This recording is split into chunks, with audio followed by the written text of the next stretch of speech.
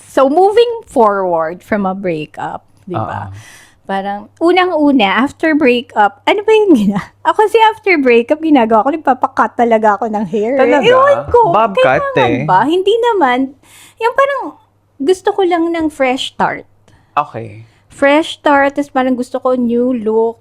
Or meron ba akong gustong patunayan sa ex ko? Parang ganun. Okay, Na okay. parang, look at me, kahit na okay ako, kahit wala ka na. Siguro pagka naka-move on ka na totally, hindi naman yung right after breakup, parang, eto ka na.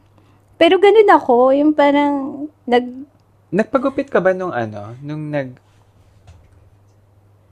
nagpagupit ba ako nun? Parang hindi. Hindi. Parang hindi. hindi. Oo.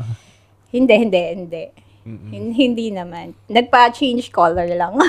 Yung parang I need something new. New. Okay. Parang okay, ganyan.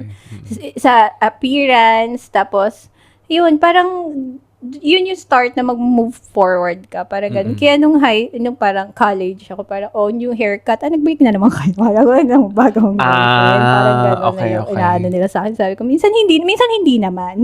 Pero pagka ganun, right after breakup, basta gusto ko lang ng parang, yung iba kasi sinasabi nila, usual yun common yun sa mga Tinotoo mo, babae, yung- na nagpapagupit. Siguro kasi parang, ewan ko, baka wala silang mapaglagyan ng inis nila or galit nila, ganyan.